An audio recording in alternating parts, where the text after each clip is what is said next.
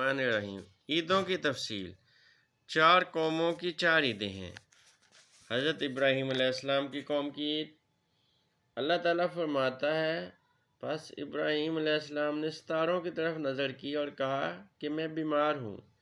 اس صورت سے کہ عید کے دن ابراہیم علیہ السلام کی قوم عید گاہوں میں جانے کو تھی، اور ابراہیم علیہ السلام نے اس دن یہ بہانہ کیا کہ میں بیمار ہوں، اور اس بہانے سے ان کے ساتھ نہ گیا، اور اس کی وجہ یہ تھی کہ وہ لوگ آپ کے دین میں نہ تھے۔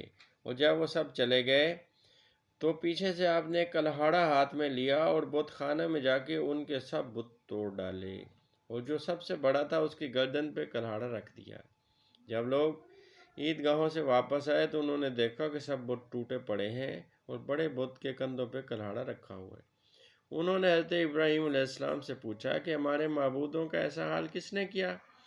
ابراہیم علیہ السلام نے جواب دیا کہ جس بت کے کندھے پہ کلہاڑا ہے اس نے توڑے ہوں گے۔ انہوں نے کہا یہ کیوں کر توڑ سکتا ہے، یہ تو بے جان ہے۔ ابراہیم علیہ السلام نے سن کے فرمایا کہ جب اس کو اتنی طاقت نہیں ہے تو وہ تمہاری حاجتوں اور ضرورتوں کو کیوں کر پورا کر سکتا ہے، جیسا انہیں توڑنے کی طاقت نہیں رکھتا، اسی طرح تمہیں بھی کوئی فائدہ نہیں پہنچا سکتا۔ یہ جواب سن کر اس کی قوم کے لوگ خاموش ہو گئے اور پروردگار عالم کی وحدانیت کا اقرار کیا۔ جب قوم کے لوگوں نے حقیقی خدا کو چھوڑ کر اور چیزوں کو خدا مانا تو اس سے ابراہیم علیہ السلام کو غیرت آئی اور غصے میں آ کے ان بتوں کو توڑ ڈالا اور اپنی جان کو خطرے میں ڈالا۔ پر یہ کام انہوں نے اپنے پروردگار کی دوستی کے واسطے کیا تھا، اس لیے اللہ تعالیٰ نے بھی انہیں اپنی دوستی سے سرفراز کیا اور ان کے ہاتھ سے مردہ جانوروں کو زندگی بخشی، اور ان کی پشت سے نبی صلی اللہ علیہ وسلم اور مرسل پیدا کیے، یہاں تک کہ انہیں حضرت محمد صلی اللہ علیہ وسلم کے باپ ہونے کا فخر دیا جو تمام مخلوقات سے بہتر ہے۔ اور دوسری عید قوم موسیٰ علیہ السلام کی ہے۔ اللہ تعالیٰ فرماتا ہے تمہارے وعدے کا وقت زینت کا دن ہے، اور اس کو زینت کا دن اس واسطے کہا کہ اس میں فرعون اور فرعون کی قوم کو ہلاک کر دیا تھا، جو حضرت موسیٰ علیہ السلام اور اس کی قوم کے لیے خوشی کا باعث تھا، اور اسی واسطے یہ دن ان کے لیے عید کا مقرر ہوا۔ فرعون اور اس کی قوم کے ساتھ بہت ساحر نکلے تھے، اور بعض کہتے ہیں 73 تھے، اور ان کے پاس 700 عصا اور رسیاں تھیں، اور ان عصاؤں میں پارا بھرا ہوا تھا۔ بہت سے لوگ اس نظارے کے لیے جمع تھے، یہاں تک کہ ایک بڑا ہجوم تھا۔ آفتاب کی طرف سے گرمی کی شدت تھی اور لوگ اس میں کھڑے ہو کے قدرت الہی کا تماشا دیکھ رہے تھے۔ جب آفتاب کی حرارت تیز ہوئی تو اس سے پارا رواں ہوا، اور اس کے رواں ہونے کے ساتھ ہی جادوگروں کی لاٹھیاں جو رسیوں میں لپٹی ہوئی تھی دوڑ پڑیں۔ جب لوگوں نے دیکھا تو ان کو یہ گمان ہوا کہ یہ تو سانپ دوڑے جا رہے ہیں۔